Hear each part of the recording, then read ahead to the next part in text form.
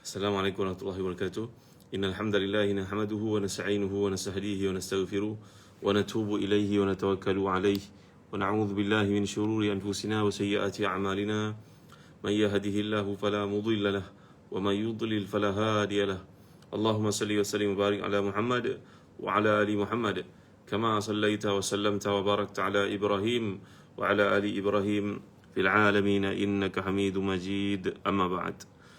Alhamdulillah, syukur kepada Allah SWT kerana pada pagi ini kita dapat bertemu dalam satu majlis ilmu yang mudah-mudahan dapat menyuburkan iman. Bicara kita pada pagi ini adalah pada kitab Bidayatul Hidayah oleh Al-Imam Al-Ghazali. Bagi mereka yang memiliki kitab yang mulia ni, tolong rujuk pada muka surat 67. Muka surat 67 Iaitulah pada pagi ini kita akan bincang tentang adab-adab menjadi imam salat dan juga adab berjemaah. Qala al-musannifu rahimahullah wa nafa'ana bi ulumihi bid darain amin. Berkatalah pengarang, mudah-mudahan Allah mencuri rahmat ke atasnya dan memberi kepada kita yang tinggal ni manfaat dari apa yang dikarang oleh beliau. Seharusnya bagi seorang imam yang pertama meringankan salat. Anas bin Malik radhiyallahu anhu berkata, "Ma salaitu khalfa ahadin salatan akhaf wala atam min salati Rasulillah sallallahu alaihi wasallam." Aku tidak pernah salat di belakang seseorang yang lebih ringan dan lebih sempurna salatnya berbanding dengan salat Rasulullah SAW. Hadis ini memberi keterangan kepada kita yang jadi imam supaya meraihkan keadaan makmum di belakang. Kadang-kadang kita semayang, dalam semayang itu ada orang tua, ada ibu yang bawa anak-anak, ada orang sakit.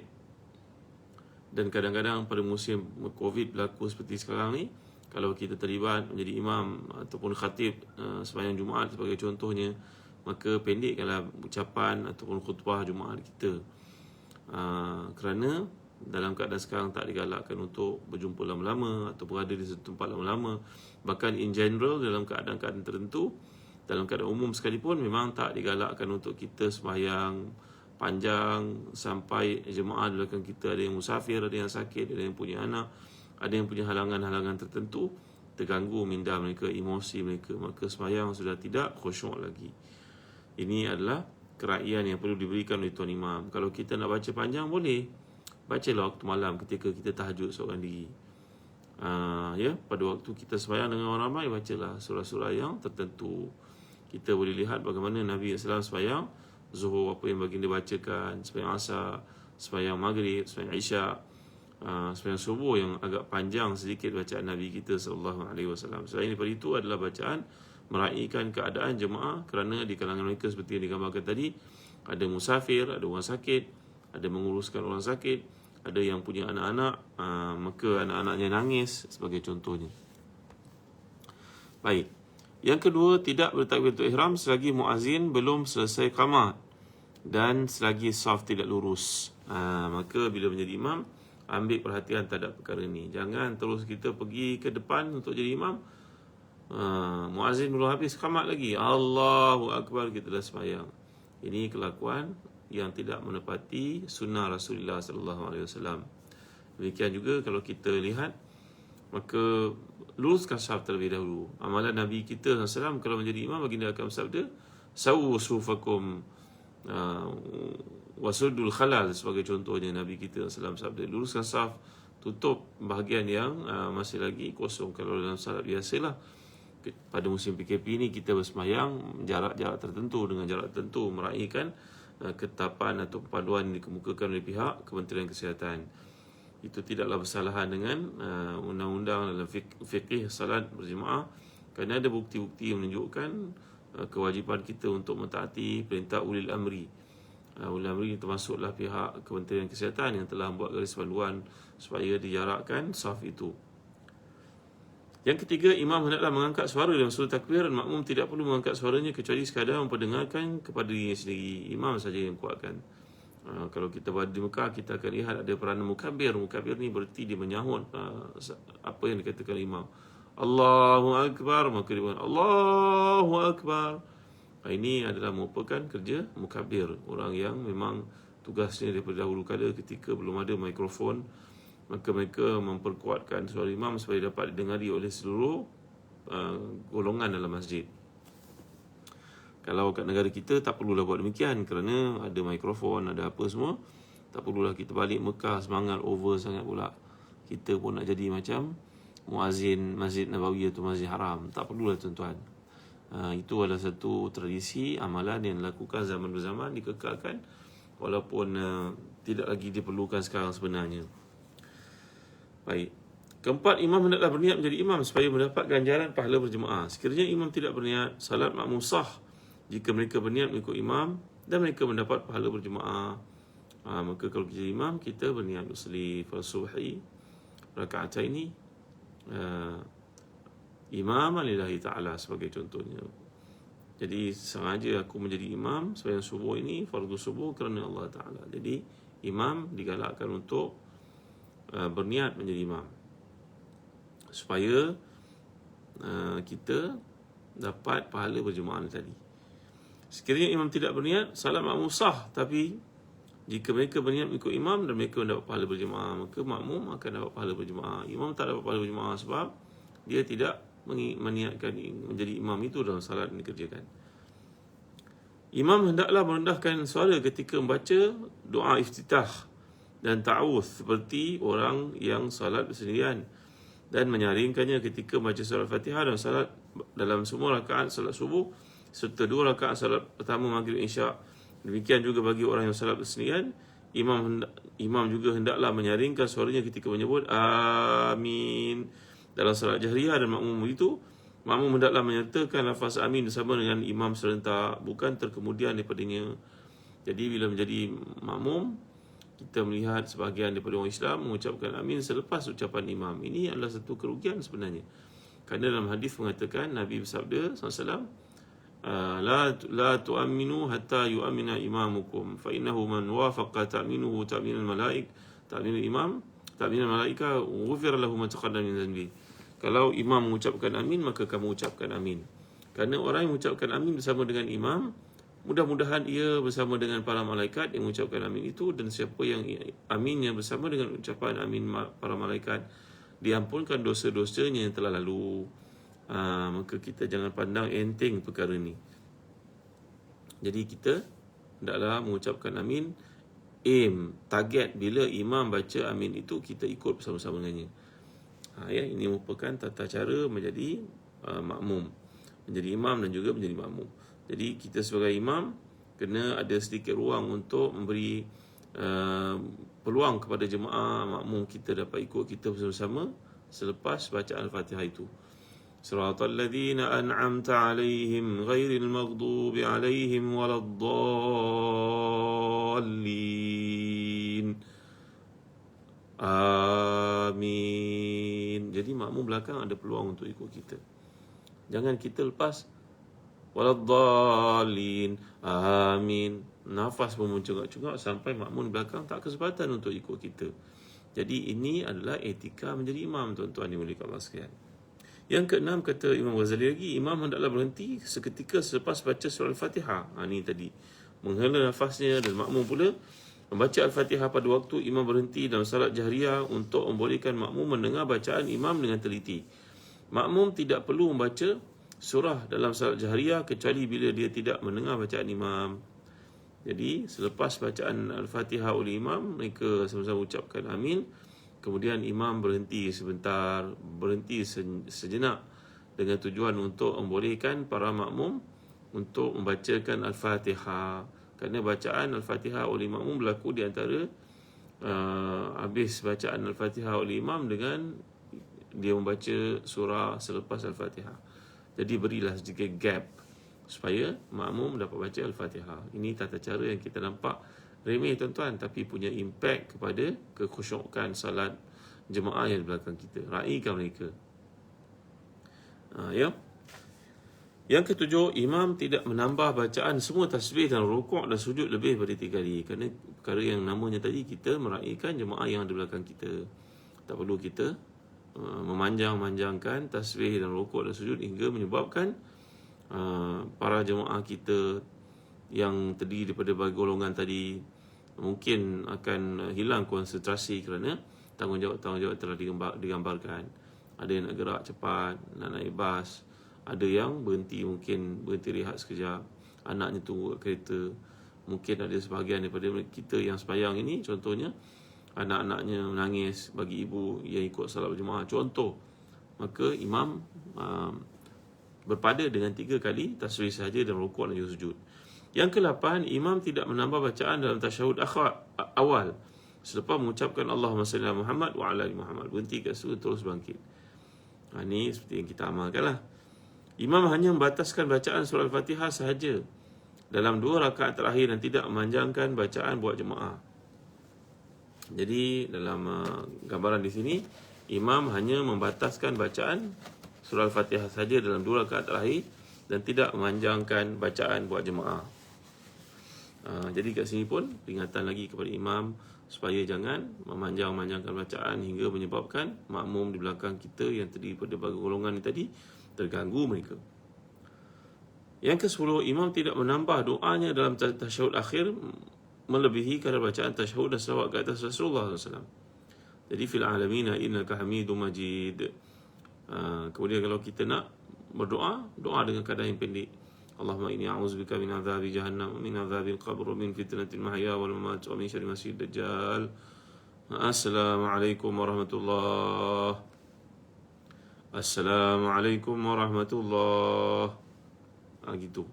Jadi jangan baca doa yang terlalu panjang hingga menyebabkan salat makmum di belakang terganggu, kerana ada komitmen mereka di luar salat yang perlu disegerakan. Yang ke-11, ketika beri salam, imam berniat salam pada jemaah dan jemaah berniat menjawab salam imam ketika mereka memberikan salam. Jadi kita ucapkan Assalamualaikum warahmatullahi itu, kita berniat memberi salam kepada siapa? Kepada jemaah yang ada di belakang. Dan jemaah pula menjawab, mereka tidak mengatakan Waalaikumsalam warahmatullahi, dan mereka jawab Assalamualaikum warahmatullahi juga, sama macam apa yang diucapkan oleh tuan imam. Yang ke-12, imam hendaklah duduk seketika selepas selesai memberi salam dan menghadap wajahnya ke arah makmum. Imam tidak perlu paling ke belakang. Jika di belakang mereka terdapat kaum wanita, bagi pastikan mereka beredar terlebih dahulu. Jadi imam selepas bagi salam, imam akan menghadap kepada jemaah. Biasanya kita hadap belah kanan lah tuan-tuan. Pusing kat belah kanan, menghadap kepada jemaah.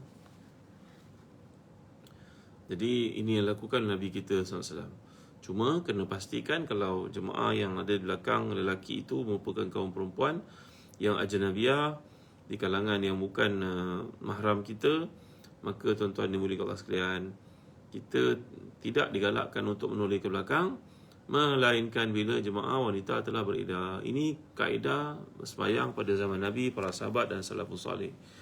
Iaitulah orang perempuan ni, mereka akan bangkit daripada tempat duduk mereka selepas selesai sembahyang. Mereka tidak akan duduk lama-lama. Dan zaman dulu mereka tidak ada tirai. Tirai yang memisahkan di antara lelaki perempuan, tak ada. Dengan sebab itu, tuan-tuan yang boleh kasihan, ada pesan daripada Nabi SAW kepada kaum wanita yang sembahyang di belakang kaum lelaki, supaya memastikan jangan kaum wanita ini bangkit daripada sujud lebih awal daripada kaum lelaki, lebih awal daripada kaum muslimin.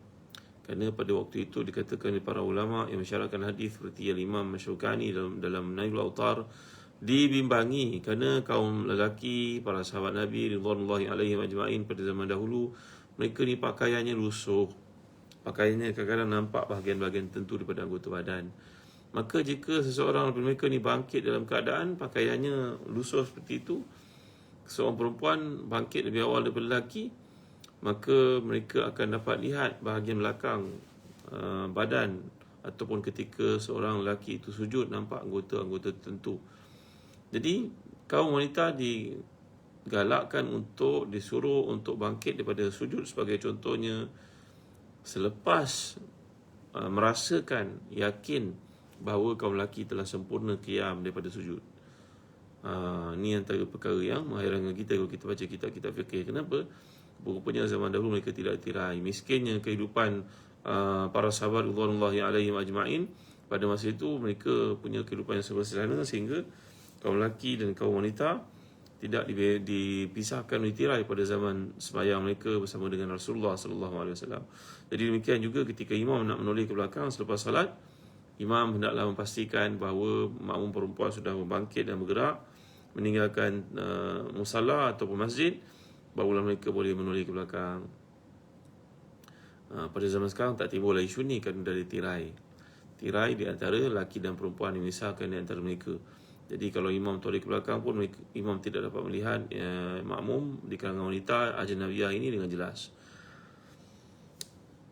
Yang ke-13, mana-mana ahli jemaah tidak boleh bangun sehingga imam bangun. Imam bebas untuk beredar mengikut kehendaknya sama ada ke sebelah kanan atau kiri, namun ke arah kanan lebih aku sukai, kata Imam Ghazali. Jadi imam ketika selesai salat, makmum tidak digalakkan bangkit sehinggalah imam bangkit terlebih dahulu. Ini protokol tuan-tuan, etika. Macam kita berada dalam majlis orang kenamaan lah, kita akan meraihkan orang yang punya majlis itu sehingga beliau bangun meninggalkan majlis, barulah kita semua bangun meninggalkan majlis. Lagi beliau tidak bangun, maka kita kekal duduk kat tempat kita dengan tertib. Maka demikian juga galakan kepada makmum agar jangan beredar sampailah imam anda beredar. Boleh buat tak tuan-tuan? Ini sunat saja tuan-tuan, bukannya wajib. Ini galakan, menghormati imam itu. Tapi kalau kita sembahyang kat RNR, kita bangkit untuk membolehkan orang lain masuk sembahyang, itu tak mengapa. Kalau kat masjid-masjid yang kita singgah, kita bukannya karya tersebut, kita punya tanggungjawab nak segera pergi ke satu tempat, ada kenduri kahwin dan sebagainya, maka kita tidaklah disuruh untuk duduk hingga imam bangkit daripada tempat duduknya, daripada tempat beliau menyelesaikan salat. Tidak dituntut. Ini hanya dalam keadaan ketika kita berada di karya kita, di kampung kita. Yang ke-14, imam tidak mengkhususkan dirinya ketika berdoa kunut dalam salat subuh. Bahkan hendaklah mengucapkan Allahumma hdina fiman hadait wa afina fiman afait.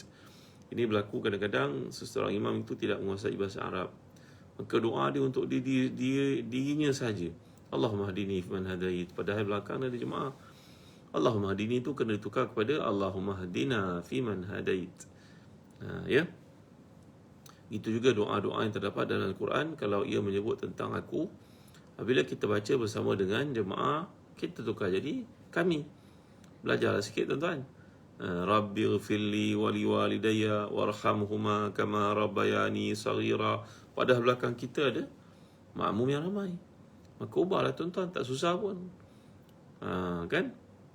Jadi Rabbi ghfir lana wali walidina warhamhuma warhamhum kama rabbawna saghira, ataupun warhamhuma boleh, kerana merujuk pada ibu bapa masing-masing lah.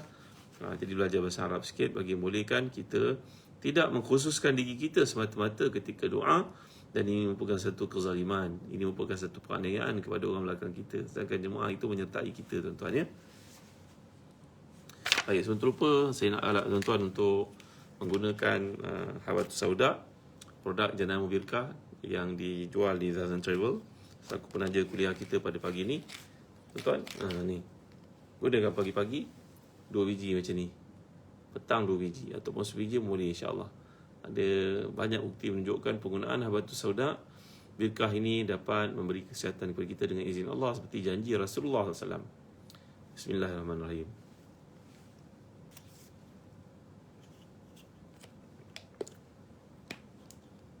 Alhamdulillah, saya telan ni tuan-tuan. Saya gunakan produk Birkah Habatus Sauda yang disebut Nabi SAW sebagai rawatan kepada semua penyakit melainkan kematian. Sakit lutut, resung, orang yang tak boleh tidur malam, ibu yang masih menyusukan anak, marilah guna produk Birkah yang berasas kepada Habatus Sauda. Telah pun diproses dalam bentuk yang mudah untuk dinikmati, dimakan. Kalau minyak ataupun bijirin kadang-kadang sukar bagi setengah golongan untuk menggunakannya, alhamdulillah kami telah proses dalam bentuk tablet, kapsul yang diproses dengan Islamic compliance prosesnya. Mudah-mudahan membantu kita untuk jadi sihat dengan izin Allah.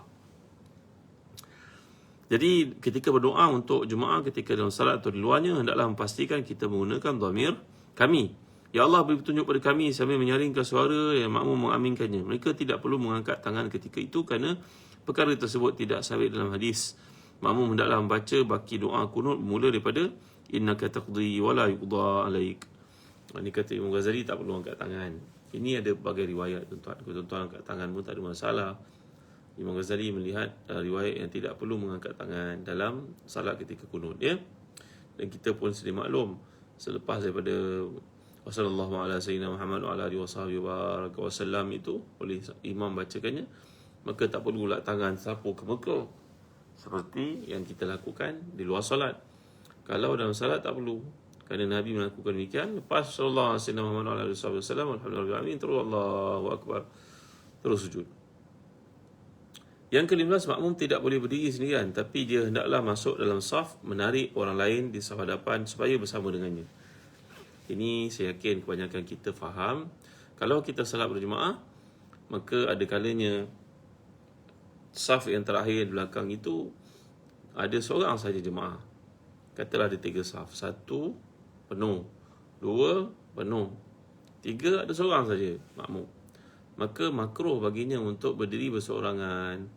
Dia hendaklah mengajak seseorang di hadapannya untuk join di belakang. Ya. Jadi tuan-tuan yang berkasihan, ini adalah satu sunnah yang Nabi SAW tunjukkan. Jangan kita sembahyang berseorangan. Islam tak galakkan kita sembahyang berseorangan di belakang. Ini hikmah yang terdapat di sebaliknya adalah untuk menunjukkan kepada kita semangat kebersamaan. Yang diajak pergi ke belakang pula jangan enggan pula. Ada etika juga tuan-tuan. Jadi bila orang ajak kita ke belakang, kita ke belakang lah untuk join yang belakang itu supaya dia tidak salat berseorangan. Bila salat berseorangan, menjadi tempat gangguan syaitan, tidak ada khusyuk dan sebagainya. Bila kita menemaninya, itu mengurangkan risiko dia diganggu oleh syaitan dalam sembahyangnya supaya kekal khusyuk. Namun jika diteruskan, maklumlah orang di depan pun tak reti peranan untuk ke belakang membantu yang seorang tu, teruskan sembahyang. Kadang-kadang kita pergi ke tempat orang tak biasa, orang kampung baru start sembahyang berjemaah contohnya, atau kita pergi ke asrama, anak-anak tu tak diajar supaya jangan biarkan seorang sembahyang dalam satu saf. Maka kalau kita sembahyang begitu, kita ajak ke belakang, tarik ke belakang seorang, mereka tidak mahu, maka sembahyanglah berseorangan di belakang. Hukumnya, tuan-tuan, selepas kita lakukan tidak lagi makruh. Kita telah menarik seseorang untuk ke belakang tapi dia tidak mahu ke belakang, maka tidaklah makruh dalam kes itu, ya. Yang ke-16, makmum tidak harus mendahului atau menyamai imam pada buatannya. Bahkan dia hendaklah berada kemudian daripada imam. Makmum tidak boleh rukuk kecuali imam telah sampai ke had rukuk, dan tidak boleh sujud selagi dahi imam belum mencecah permukaan bumi. Jadi di sini mengajar kita dalam salat berjemaah ada beberapa konteks. Nombor 1 namanya mutaba'ah. Mutaba'ah ni makna kita ikut imam itu punya pergerakan dengan betul. Imam rukuk Allahu akbar, kita pun Allahu akbar. Sami Allahu liman hamida, kita pun Rabbana walakal hamdu hamdan katsiran tayyiban barakan fi, kita pun bangkit. Kita buat selepas imam melakukannya. Allahu akbar sampai imam sujud, kita pun ikut Allahu akbar. Itu namanya mutaba'ah. Ada pula musabaqah. Musabaqah ni makna lawannya imam. Imam Allahu akbar, dia dah bangkit. Sami Allahu liman hamidah, dia dah bangkit lebih awal daripada imam. Ini namanya musabaqah. Ini hukumnya haram, tuan-tuan. Mendahului imam dengan sengaja hukumnya haram. Ada pula orang yang muwafaqah. Muwafaqah ni berarti diikut sesama imam. Allahu akbar ikut. Sami Allahu liman hamidah diikut. Sama-sama dengan imam. Ini namanya muwafaqah. Ini pun tak boleh. Yang disuruh kita adalah mutaba'ah. Mutaba'ah. Mutaba'ah maknanya kita ittiba'. Kita ikut. Macam dikatakan tabi'in. Tabi'in itu orang mengikut para sahabat ridwanullahi alaihim ajma'in. Maka kita ikut imam, bukannya bersama dengan imam, bukan mendahului imam, bukan ketinggalan jauh sangat daripada imam. Ni yang keempat yang saya nak sebut pada tuan-tuan, namanya mukhalafah. Mukhalafah ni berarti kita ketinggalan banyak rakaat. Kita tahu kelebihan sujud, ada doa padanya, kita pun doa banyak-banyak sampai imam dah bangkit daripada sujud, bangkit daripada duduk antara dua sujud, sudah berada di atas, kita ketinggalan 2-3 rukun. Maka sembahyang itu tidak sah, tuan-tuan yang mulia Allah sekalian. Maka bila kita sembahyang berjemaah bersama imam, hendaklah kita menjadi pengikut setia imam, ikut pergerakan imam, memantau dan mengikuti pergerakan imam dengan kadar yang telah kita jelaskan tadi. Baik, tuan-tuan, ya. Jadi setakat ini saja dulu untuk kuliah kita pada pagi ini. Alhamdulillah, mudah-mudahan ada keberkatan apa yang disampaikan ni. Kita belajar satu bab hari ini, bab menjadi imam dan juga adab salat berjemaah. Andai tuan-tuan nak baca buku lebih lanjut, dapatkan di www.telagabiru.com.my. Tuan-tuan order secara online, insya-Allah nanti dihantar ke rumah tuan-tuan, ya. door to door, insya-Allah. Tak perlu datang pada musim penyakit berlaku sekarang ni. Kita mohon perlindungan kepada Allah supaya Allah pelihara kita, selamatkan kita daripada musibah. Ya, rajin-rajinlah berdoa tuan-tuan dengan doa Rasulullah SAW. Allahumma inni a'udzubika min jahdil bala wa daraki syaqa wa su'il qada wa syamatatil a'da. Allahumma inni a'udzubika min jahdil bala wa daraki syaqa wa su'il qada wa syamatatil a'da. Ya Allah, ya Tuhan, aku mohon perlindungan kepadamu daripada jahdil bala, maknanya beratnya sesuatu bala, wa daraki syaqa, dan berterusannya musibah berlaku dalam hidupku. Ya, na'udzubillah tuan-tuan ya, penyakit, kemudian kena pula ujian yang tentu, kena buang kerja berturutan. Allahumma inni a'udzubika min jahdil bala wa daraki syaqa wa su'il qada, dan juga qada yang tidak baik, maknanya qada yang buruk. Qada Allah semuanya elok belaka tuan-tuan, tapi kalau kita nilai perspektif kemanusiaan, kadang-kadang kita rasa ya satu benda yang berat yang tak mampu kita nak pikul. Macamlah ayat terakhir surah Al-Baqarah kita ucapkan, Rabbana la tuhammilna ma la taqata lana bi wa'fu anna waghfir lana warhamna anta maulana fansurna 'alal qaumil kafirin. Gitu tuan-tuan ya. Dan terakhir sekali doa ini, Allahumma inni a'udzubika min jahdil bala wa daraki syaqa wa su'il qada wa syamatatil a'da. Wa syamatatil a'da ni maksud apa tuan-tuan? Maksudnya bergembiranya musuh-musuh bila melihat kelemahan ataupun keaiban, kekurangan yang menimpa kita. Jadi ada orang ni dia memang musuh kita, kita pun tak tahu apa masalah dia dengan kita. Kita tak pernah kenal dia pun kadang-kadang. Tapi kebencian dia kepada kita menyebabkan dia mengikut perkembangan kita dan memburuk-burukkan kita. Maka kita mohon pada Allah perlindungan daripada 4 perkara ini tuan ya. Allahumma inni a'udzubika min jahdil bala wa daraki syaqa wa su'il qada wa syamatatil a'da. Ya Allah, aku mohon perlindungan kepadamu daripada beratnya sesuatu ujian dan juga berturutannya musibah berlaku kepadaku dan buruknya qada yang ditetapkan, dan aku mohon perlindungan kepadamu daripada gembiranya musuh-musuh terhadap kelemahan-kelemahan yang berlaku di pihakku. Jadi tuan, cukup setakat ini dulu untuk renungan kita. InsyaAllah pada kali akan datang kita akan bincangkan adab hari Jumaat. Inilah buku adab oleh Imam Ghazali. Imam Ghazali terkemuka sebagai seorang tokoh sufi. Allah telah membukakan untuk beliau bagaimana dapat memberikan penjelasan terhadap gelagat tabiat perbuatan manusia itu, seolah-olah hati-hati manusia itu dibukakan dan Imam Ghazali boleh melihat, merumuskan mazmumah yang ada padanya untuk diatasi, menggantikan padanya mahmudah. Maka inilah kelebihan yang ada pada pendekatan Hujjatul Islam Abu Hamid Ghazali rahimahullah. Dalam buku-buku beliau kita dapat lihat ia menyentuh hati kita, mengajak kita pada perubahan sehingga akhirnya meronta-ronta hati kita nak jadi orang lebih baik. Inilah kelebihan yang ada pada karya Imam Ghazali keseluruhannya tuan-tuan. Sentuhan-sentuhan hatinya yang luar biasa. Marilah sama kita miliki kitab ini. InsyaAllah kita akan jadi satu muqarrar, satu silibus pelajaran kita pagi Ahad, insya-Allah. Dan kalau saya tak mengajar pun tuan-tuan boleh baca sendiri sebenarnya. Boleh baca untuk keluarga, boleh baca untuk anak-anak murid, boleh baca kat masjid bagi imam selepas salat sebagai contohnya. Kerana indah hidup dengan adab, sebagaimana indah pokok dengan bunga. Sekian saja tuan-tuan untuk kali ini. Jangan lupa dapatkan produk Birkah Habatus Sauda ya, yang Nabi kita SAW nyatakan ia merupakan rawatan kepada semua penyakit melainkan kematian. Ya. Dan bagi tuan-tuan yang belum memiliki kurma ajwa pun, kami di Zazan Travel ada menjualnya. Kurma ni dengan harga yang sangat menarik. Beli 3 balang dapat 1 percuma. Kurma ajwa pun digalakkan Nabi untuk kita makan setiap pagi. Man tasabbaha bi 7 tamaratin ajwatan lam yadurruhu sumun wala sihrun. Siapa yang makan kurma ajwa setiap pagi 7 biji akan dipelihara Allah daripada semua bentuk racun dan juga gangguan sihir. Kadang-kadang kita pergi ke kenduri kahwin, ke tempat keramaian, kata tuan guru kami almarhum Datuk Dr. Harundin, kadang-kadang di situ tempat orang melepaskan santaunya. Kan orang belajar santau ni, dia kena lepaskan santaunya. Kalau tidak, santaunya akan menyakiti badannya, gatal seluruh badan, maka dilepaskan di tempat-tempat orang keramaian. Sesiapa yang hinggap padanya, nasiblah. Maka kita yang makan kurma ajwa dengan izin Allah, dengan pemberitahuan daripada Rasulullah yang tidak berkata melainkan kebenaran, maka Allah akan pelihara kita daripada gangguan-gangguan ni tuan-tuan, insyaAllah. Jadi tuan-tuan boleh dapatkan kurma ajwa dan juga Birkah Habatus Sauda, kan, yang ada di Zazan Travel. Mudah-mudahan kita dapat beri pada diri kita kelegaan, kesihatan, keafiatan dengan izin Allah SWT semuanya. Baik tuan, setakat ini saja dulu. Terima kasih atas kehadiran tuan-tuan. Wassallallahu ala sayyidina Muhammad wa ala alihi wa sahbihi wa sallam. Alhamdulillahirabbil alamin. Allahumma ighfir lana dhunubana wa israfana fi amrina wa thabbit aqdamana wansurna 'alal qawmil kafirin.